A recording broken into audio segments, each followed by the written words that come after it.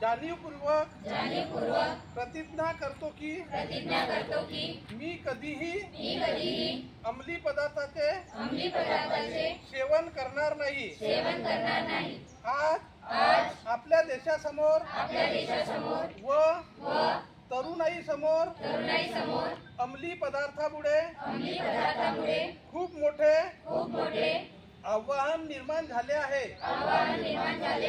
म्हणून आपण सर्व एकजूट होऊ आणि केवळ समाज कुटुंब मित्रच नव्हे तर स्वतःपासून सुरुवात करून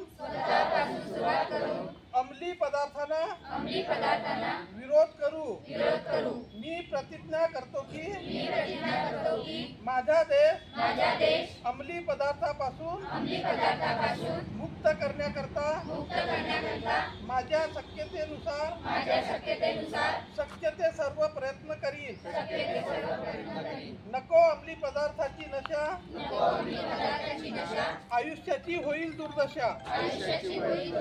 अंमली पदार्थ मृत्यूचा मार्ग। विश्राम।